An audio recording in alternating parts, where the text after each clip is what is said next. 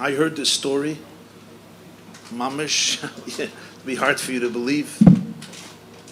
9:45 tonight, I was preparing to come here, and my phone rings, and I see Belgium. It's a call from Belgium.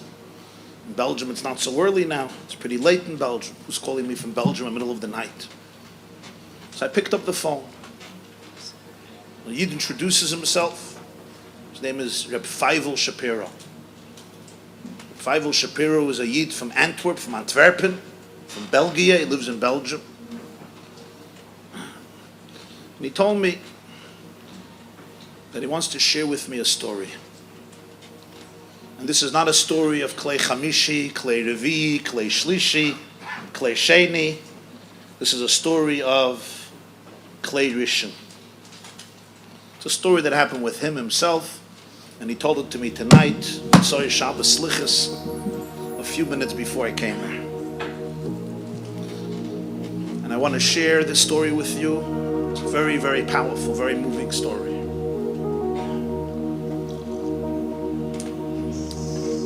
His mother, Rachel, came from a Satmar family. Satmar Chassidim, already back in Europe before the war. His father, Reb Naftali Herz, Zechrono Levracha, was a Talmud Muvik of the Damasek Eliezer, from Vishnitz. His mother was from Satmar, his father was from Vishnitz.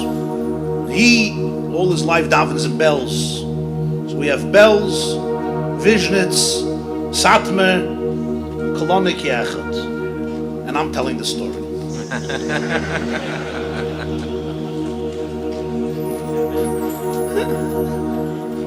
I'm recording it. So the Feivel tells me tonight. It was 1 year Purim. And he came to America. He's a businessman, a well-known, affluent businessman, well-connected person in Belgium. He's an askin, he's an activist, he's a businessman, he's a successful person. He came here once to America, he was here Purim. This was in the 1970s, early 70s. And he decided to go see what's happening. He wanted to check out the Lubavitcher Rebbe. So he went to Brooklyn, to the Kronite section of Brooklyn. Lubavitcher Rebbe would hold a Purim Fabrengen, a Purim gathering for many hours, every Purim night, Mitzvah Purim. He told me I was there. It was very, very long. He said, the Rebbe geret and verbracht, and it went on until late, the middle of the night, 2 in the morning, or 3 in the morning, 3:30 in the morning. It was very late. So the Rebbe finished, and he walked out from the big shul to go upstairs to his room, private office, and then probably go home. And he says, by us the minig is, me get shulam tzadeben. You go and you give a shulam aleichem to the Lubavitcher Rebbe, to a Rebbe. So that's what I decided I want to do. I just want to go greet him, give him my hand. So as he was walking back to his room, I stood there on the path, 2 or 3 in the morning. He says he didn't remember the hour, but it was very late. And I stretched out my hand to give him Shalom Aleichem. He said there were 2 Gaboyim around. Didn't know their names, but 2 Gaboyim there. They looked at me and they said, come on, nicht jetzt ist die Zeit. Nicht jetzt ist die Zeit zu geben Shalom zum Rebbe. Now is not the time to give your hand and start greeting the Rebbe, sitting a whole night. So I was new. He says, ich bin gewinn schockiert. I was taken aback, I was shocked. And I pulled back my hands. So he said, but the Rebbe noticed when I stretched out my hand, he noticed what happened. So the Rebbe stretched out his hand. And he took my hand. So I thought he'll give me shalom. And he wouldn't leave go.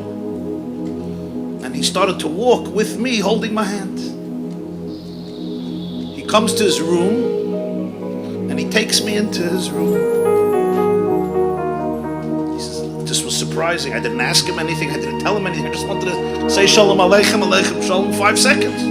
But it was near his room, so he was taking with my hand. He took me into the room. He closed the door. He said he himself took a seat, took another chair,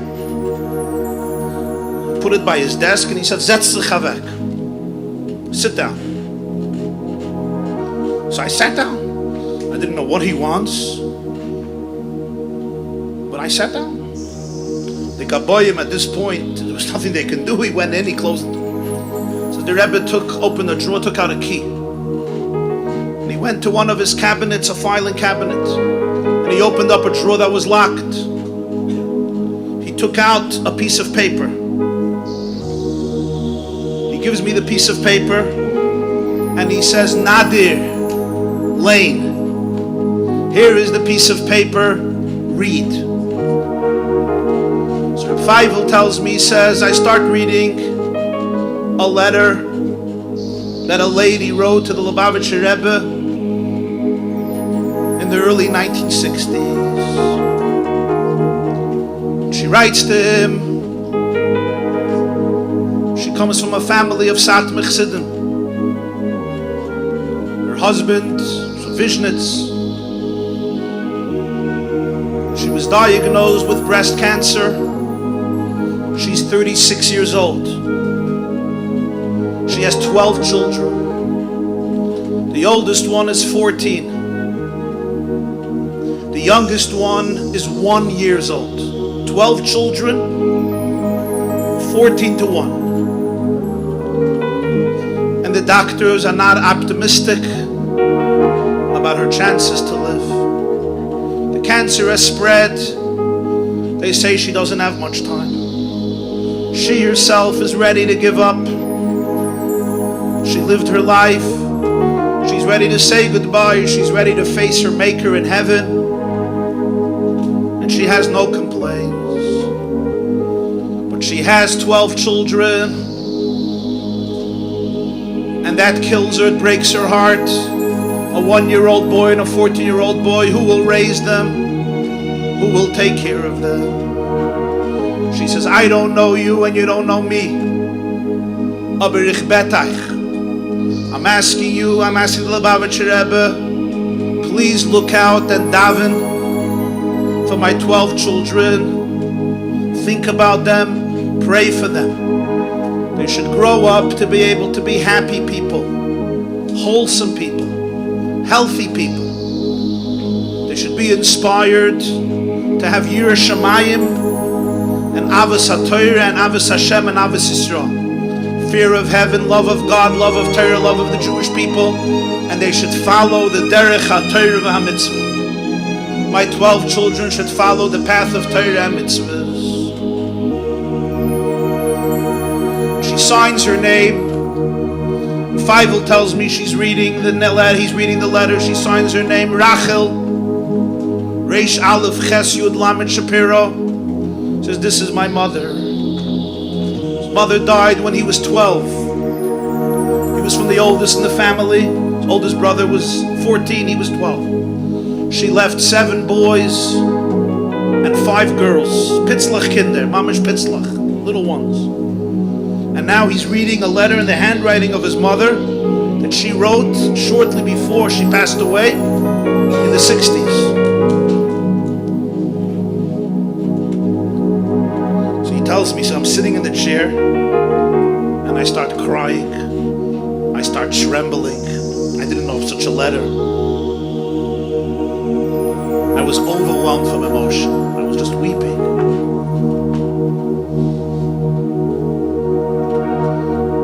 I finished reading. I look at the Lubavitcher Rebbe and I say, Ich will beten ein Bakosha. I have one thing to ask you. Mom is gestorben so young. My mother died so young. I don't have much of her. Ich will nehmen den Brief mit mir. I want to take this letter with me.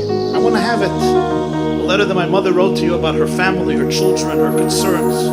I want to have this letter. So Lubavitcher Rebbe said, Nein. No, I can't give you the letter. And I was startled. I knew that he's a Jew who receives tens of thousands of letters. Did he really need to hold on to this letter of another tragedy? Like, here's an orphan. I didn't have a mother so many years. I'm just asking for her letter. Like, I couldn't understand why he would care to part from this letter and just give it to his son when he showed me the letter. And he looked at me and he said, Jede Jahr gehe ich nicht herab in Schul für Kol Nidre. Eider ich lein de Mamas Brief. He said his language in Yiddish was, ich kann nicht herab gehen zu Kol Nidre. Fardem was ich lein de Mamas Brief. Every year Yom Kippur, I can't go down to Shul to daven Kol Nidre Yom Kippur at night before I don't read your mother's letter. This letter has to stay here. Rabbi Feivel tells me the night after Purim, I stood up, trembling, I walked out of the room. Then he tells me, Ich kann sich nicht meuchel sein. He says, Rabbi, why? Ich kann sich nicht meuchel sein ad hayoim. I can't forgive myself till today. Why I didn't say Lubavitcher Rebbe? How in the world did you know who I am and that this was my mother? I came over to you after Purim, I gave you a hand. So I can't forgive myself. Why didn't I ask him? How do you know it's me? Why did you take me into a room? How do you know to put the two together? I didn't even say my name. How did you know this? So I say, why didn't you ask him? Why didn't you ask him? He said, I was so overwhelmed from emotion. When he told this to me about Kol Nidre, the first seeing the letter, and then when he told me, I was speechless. But then when I went down, I said, oh yeah, I should have asked him. So I said to Feivel, how did he know? How did he know? And why did your mother write him a letter? So I can't tell you how he know what I say. He says, I guess, et gesehen Sachen was andere sehen nicht. Saw things maybe that other people don't see. He looked at me, saw. Then he says, what happened was as follows. He says, my father was a starke student of the Damascus Eliezer. But when he came to Antwerp, there wanted a Chassidish minyan, there was bells, he went to bells. He used to come to America a lot. He was a successful businessman. He was involved in Macy's and other things. And he used to go visit the Helike Divrei Yoel, the Satmar of Schisse Yogan Alayni. He said, I enjoy speaking to him. Satmarov said, as a Kliga Yid, it's a smart joint. He told me he would spend hours. A few times he went to him, he spent a few hours with the Satmar Rebbe. He says, I heard from my father. This is what he told me tonight. I heard from my father that once he was sitting by the Satmar Rebbe, by the Divrei Yoel. They started to speak about Lubavitch. The Satmar Rebbe said, told my father these words: Aher ahin, here or there. You could look at it here or there. Let me tell you the truth. Whenever a Jew comes to me,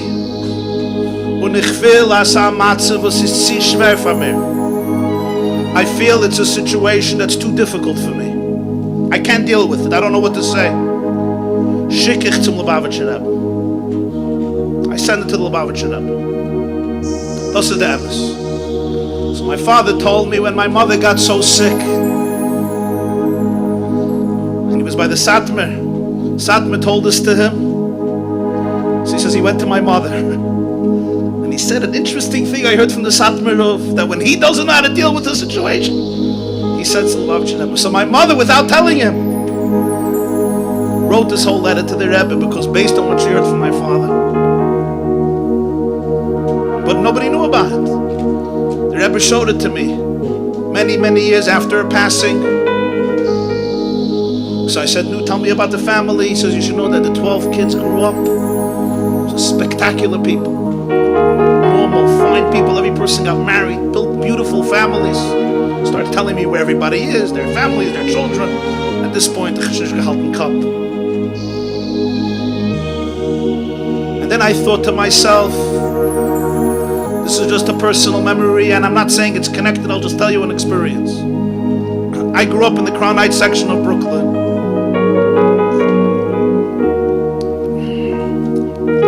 Lubavitcher Rebbe didn't have children, as you know. Erev Yom Kippur is the chaminik by Yidden that you bless your children.